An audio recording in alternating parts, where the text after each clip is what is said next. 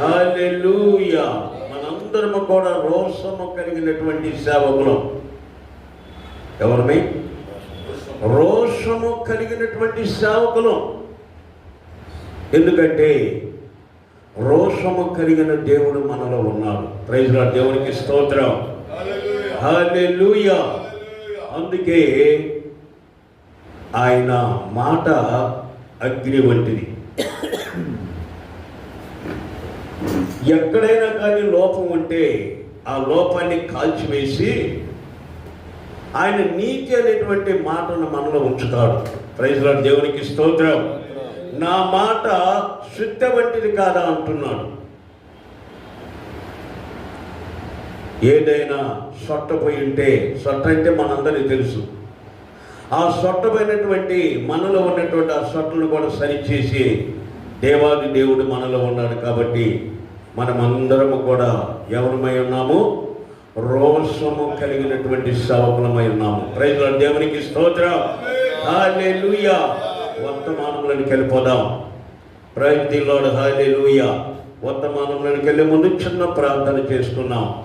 పరిశుద్ధుడా, మహోన్నతుడా, జీవము కలిగిన దేవా, జీవాధిపతి, నీ ఘనమైన ఉన్నతమైన శ్రేష్టమైన నామమునకు స్తుతులు స్తోత్రములు. మరొక్కసారి నాయనా నీ పాద సన్నిధికి వచ్చామయ్యా. ఇదిగో నా ప్రభువా, అయ్యా ఇక్కడ ఉండి నేను కాదు నాయన మాట్లాడేది, మీరు నాలో ఉండండి అయ్యా. నీ సేవకులమైనటువంటి బిడ్డలకు నా తండ్రి నాలో ఉండి నీ బలమైనటువంటి వర్తమానము మాటలు మాట్లాడి మమ్మల్ని అందరూ కూడా బలపరచమని యేసయ్య పరిశుద్ధ నామమున వేడుకుంటున్నాము తండ్రి. ఆమేన్. ఆమేన్. మనమందరము కూడా రోషము కలిగినటువంటి సేవకులం కాబట్టి మనమందరం కూడా రోషంగానే ఉండాలి కదా. రోషంగానే ఉన్నటువంటి సేవకులు ఎలా ఉంటారంటే టైం టు టైం ఉంటారు. అవునా కాదా? Time to time. మాట అంటే మాటే, అవునంటే అవును, కాదంటే కాదు. నేను ఇప్పుడు కూడా కొంచెం సమస్యలు బట్టి, నేను అనారోగ్యాన్ని బట్టి నేను కొంచెం రాలేకపోతూ ఉంటాను ఈఏపీ క్యాప్లో దానికి. అయినా కానీ ఈరోజు ఎందుకో దేవుడు ఇక్కడికి నడిపించాడు. చూసినప్పుడు చాలా తక్కువగా ఉన్నారు. ఈ సమయానికి మన 6 to 8 అయిపోవలసింది. కాబట్టి మనమందరము కూడా రోషము కలిగి ఒకే బాటలో నడుద్దాం. మనమందరము కూడా కరెక్ట్ అనేటువంటి ఎదుటి వాళ్ళు మనల్ని ఏలెత్తు చూపకూడదు. దయచేసి ఏ విధంగా మాట్లాడుతానని చెప్పి నన్ను క్షమించండి, ఏమనుకోవద్దు కూడా. చాలా సంతోషము. సరే, ఇక వెళ్ళిపోదాము. రోషము కలిగినటువంటి సేవకులు. కాబట్టి ఒక వ్యక్తి తన యొక్క రాజ్య పరిపాలన చేస్తున్నాడు. ఎవరు అనంటే ఆహాబు రాజు. ఈ ఆహాబు రాజు తన ఇష్టమైనటువంటి ప్రవర్తన, తన దేశంలో తన ఇష్టమైనట్టుగా పరిపాలన చేస్తూ ఉన్నాడు. కానీ ఆహాబు రాజు కూడా ఒకప్పుడు ప్రభుని అంగీకరించినటువంటి వ్యక్తి, ప్రభు యొక్క మార్గంలో నడిచినటువంటి వ్యక్తే. కానీ అతని భార్య యెజబెల్ అనేటువంటి ఆమె ఏం చేసిందంటే తనను పడగొట్టేసింది. తన భక్తిని ఏం చేసింది? పడగొట్టేసింది. పడగొట్టి ఆమె ఏం చేసిందంటే ఆ యొక్క విగ్రహారాధనను పురిగొల్పింది. దేవుని యొక్క సేవకుల్ని, దేవుని యొక్క మరి చర్చిల్ని అణిచివేసి ఈ యొక్క విగ్రహారాధన ఎక్కువగా చేస్తూ విస్తారముగా ఆ విధముగా చేస్తున్నటువంటి సమయంలో దేవుడు రోషము కలిగినటువంటి ఏలియాతో మాట్లాడుతున్నాడు. Praise Lord. దేవునికి స్తోత్రం. హల్లెలూయా. దయచేసి ఎవరు కూడా మౌనంగా ఉండవద్దు. దయచేసి ప్రైజ్ లార్డ్. దేవునికి స్తోత్రం. హల్లెలూయా. మనం రోషం కలిగినటువంటి సేవకులం కాదా? మనలో రోషము పుట్టదా? విజయసాగరయ్య గారు, అవునా? రోషము పుట్టదా? రోషము కలిగి ఉండాలి. ఆయన మనకి గొప్ప పరిచయం ఇచ్చారు. దేవుని యొక్క మరి దోతలు కూడా అయినటువంటి పరిచర్య, పనికి రానటువంటి వారిని ఆయన ఏర్పాటు చేసుకొని ఆయన ఘనపరచడానికి, మహిమపరచడానికి ఆయన ఏం చేశాడు? రోషము కలిగినటువంటి సేవకులుగా ఏర్పాటు చేసుకున్నాడు. కాబట్టి మనం అందరం కూడా రోషము కలిగి ఉండాలి. అయితే ఇక్కడ అహాబు రాజు ఏం చేస్తున్నాడు? తన రాజ్య పరిపాలన ఇష్టానుసారముగా పరిపాలన చేస్తూ ఉంటే దేవుడు రోషము కలిగినటువంటి ఏలియాతో మాట్లాడుతున్నాడు. ఒక వర్తమానం పంపించాడు. ఏమని పంపించాడంటే, ఇదిగో ఏలియా, అహాబు రాజు దగ్గరికి వెళ్ళి నువ్వు గద్దించతన్ని. ఏమన్నాడు? గద్దించమంటున్నాడు. నువ్వు ఒకవేళ గద్దిస్తే అతని మనసున కనీసం మారిపోతుందేమో, అతను ప్రవర్తన సరి చేసుకుంటాడేమో అని చెప్పి దేవుడు అతనితో మాట్లాడితే, అప్పుడు ఆ యొక్క రోషము కలిగినటువంటి ఆ ఏలియా అహాబు రాజు దగ్గరకు వచ్చాడు. ప్రజల దేవునికి స్తోత్రం. అందరూ గట్టిగా చెప్దాం, స్తోత్రం, హల్లెలూయా.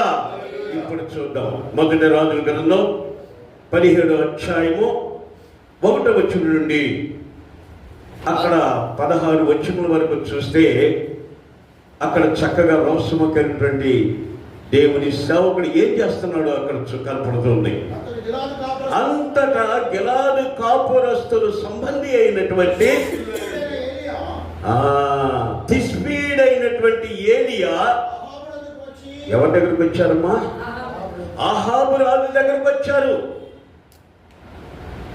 అన్యాయముగా పరిపాలన చేస్తున్నటువంటి,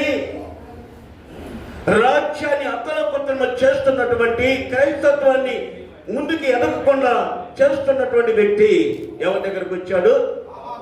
అహాబు రాజు దగ్గరకు వచ్చాడు. అహాబు రాజు దగ్గరకు వచ్చి మాట్లాడుతున్నాడు. ఏయ్ అహాబు, ఏమిటి? నేను ఎవరి సన్నిధిలో నేను నిలబడి ఉన్నానో తెలుసా? ఎవరి యొక్క ఆజ్ఞ ప్రకారముగా నేను మాట్లాడుతున్నానో నీకు తెలుసా? జాగ్రత్తగా ఉండు. ఇశ్రాయేలీయులు దేవుడైనటువంటి యెహోవా జీవము తోడు. ఈ సంవత్సరములో నీ దేశములో నీవు పరిపాలన చేస్తున్నటువంటి ప్రాంతములో మంచైనను వర్షమైనను పడదు కనుక చాలా జాగ్రత్తగా ఉండు అని హెచ్చరించాడు. ఏం చేశాడు? హెచ్చరించాడు. హెచ్చరించినప్పుడు దేవుడు కూడా సహించాడు. దేవుడు కూడా సహించాడు. నీతిమంతుడు 7 సార్లు పడిపోయినా కానీ మరలా కూడా తిరిగి లేస్తాడు. కానీ ఇతను మామూలుడు కాదు. అహాబు రాజు ఎలాంటి వాడనంటే, మొదట్లో నీతిమంతుడిగా ఉండేసి అతను ఏం చేశాడు? దారి తొలగిపోయి భార్య మాట వింటూ తన జీవితాన్ని ఇష్టానుసారముగా మలుచుకొని అక్రమముగా, న్యాయముగా పరిపాలన చేస్తున్నటువంటి వ్యక్తి. ఈ వ్యక్తి ఎలాంటి వాడంటే పూర్తిగా దేవుడు విడిచిపెట్టాడు. అందుకే అతను దేవుడు ఏం చేశాడు? శుద్ధ వంటి మాటతోటి ఏలియాతో మాట్లాడినా కానీ అతని జీవితాన్ని సరి చేసుకోలేకపోయాడు. ప్రైజ్ లార్డ్, దేవునికి స్తోత్రం, హల్లెలూయా, హల్లెలూయా. గట్టిగా హల్లెలూయా. రోషము కలిగినటువంటి సేవకులు మనం, రోషము కలిగినటువంటి సేవకులం కాబట్టి రోషముగానే జీవించాలి. రోషముగా జీవిస్తే నా దేవుడు శుద్ధమైనటువంటి మాటలు, అగ్ని వంటి మాటలు మన హృదయంలో ఉంచుతాడు. ఆ ఉంచినటువంటి మాటలు ఎక్కడ అక్రమం జరుగుతుందో, ఎక్కడ అన్యాయం జరుగుతుందో అది చేయొద్దని చెప్పి పలకమంటున్నాడు దేవుడు. ప్రైజ్ లార్డ్, దేవునికి స్తోత్రం. ఎంత గొప్పగా వాడుకుంటున్నారు.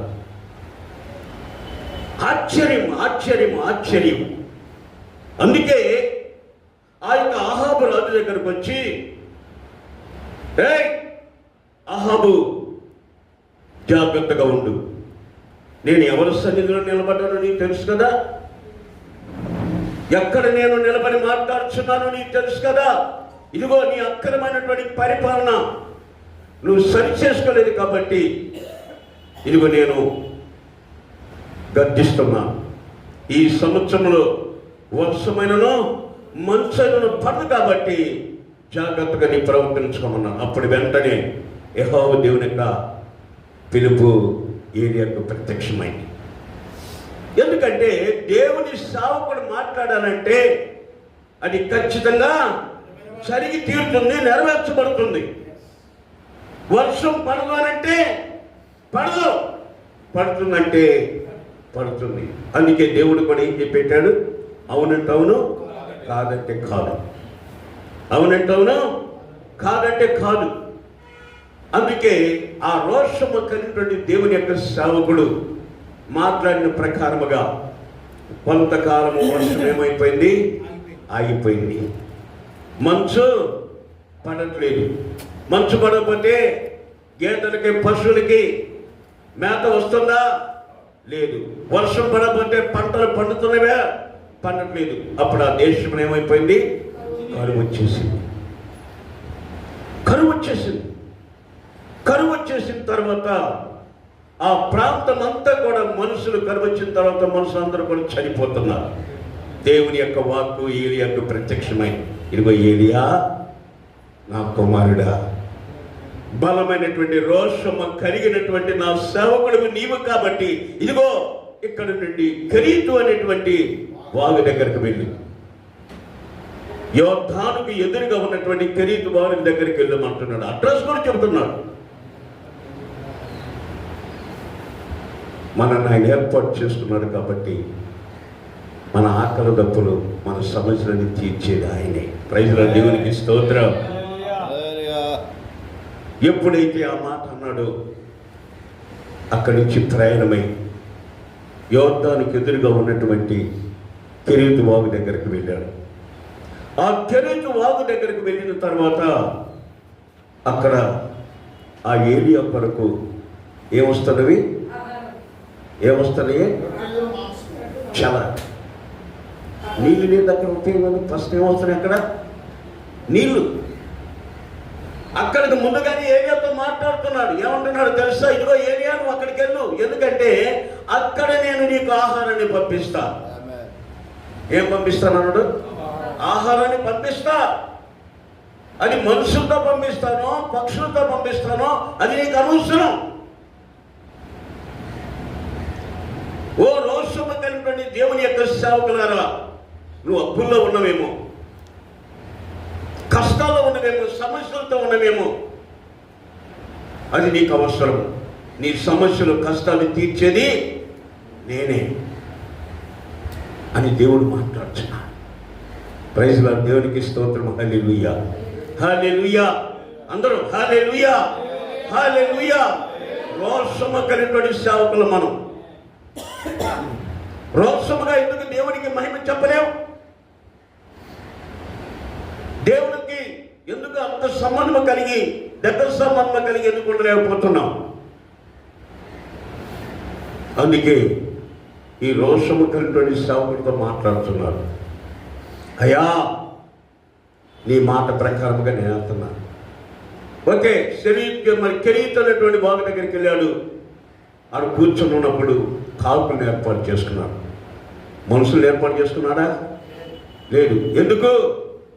మనుషులు ఎప్పుడు కూడా మాయ చేస్తారు. మనుషులు ఎప్పుడు కూడా మోసము చేస్తారు. మనుషులు ఎప్పుడు కూడా నీ మాట వింటానా అని చెప్పి వినకుండా ఉంటారు. అందుకని మనుషుల్ని ఏర్పాటు చేసుకోకుండా కాకిని ఏర్పాటు చేసుకున్నాడు. ప్రైజ్లో దేవునికి స్తోత్రం. హల్లెలూయా. కాబట్టి ఆ విధముగా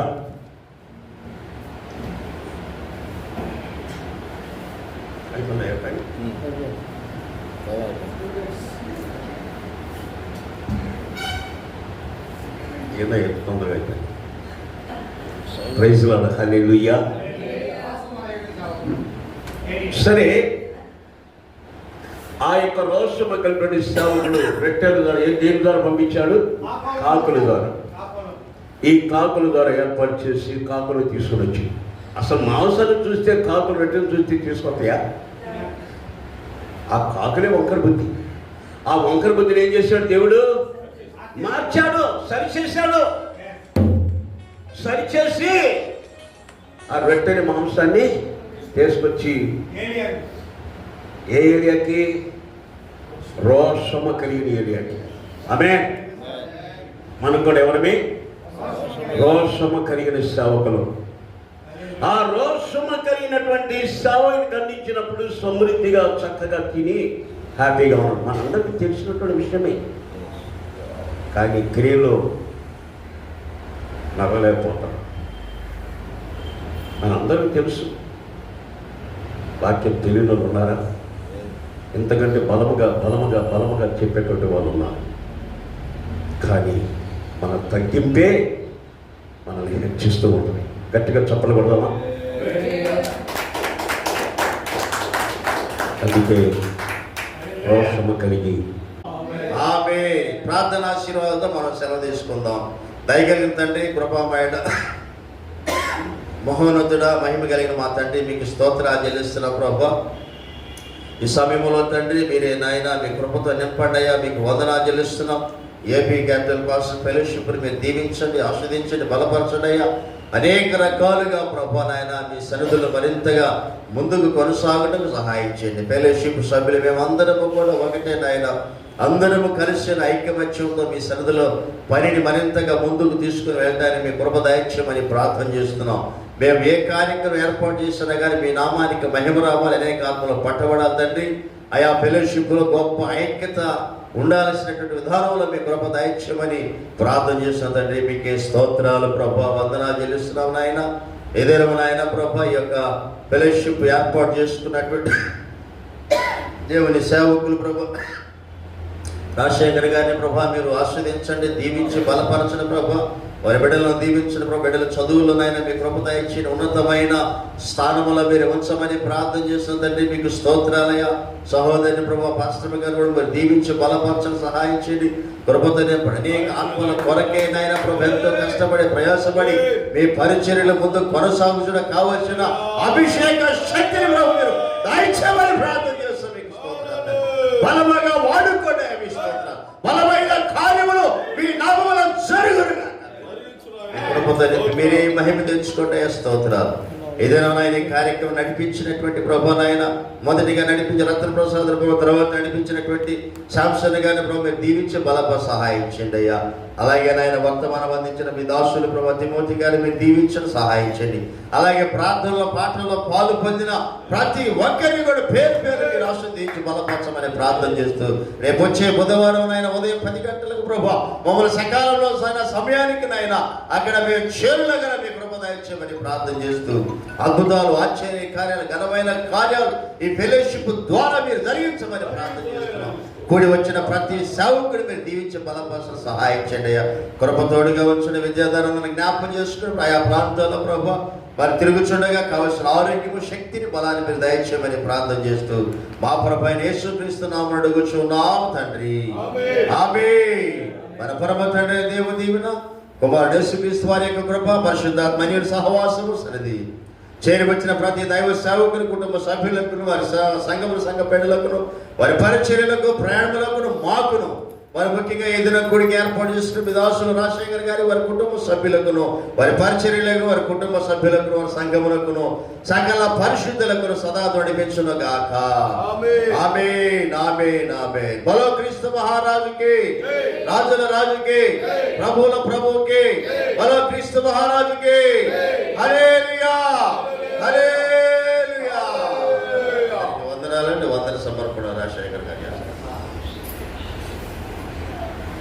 కూడి వచ్చినటువంటి దైవ సేవకులందరూ కూడా ఏపీ క్యాపిటల్ పాస్టర్ తరఫున మా యొక్క సంఘం తరఫున కుటుంబ పక్షాన ప్రత్యేకమైన వందనాలు చేస్తున్నాను. మరి నేను రాలేకపోయినప్పుడు కూడా నన్ను ప్రేమించి మీ యొక్క సుందరమైన పాదాలు మరి ఈ యొక్క స్థలంలో పెట్టి ప్రార్థించారు.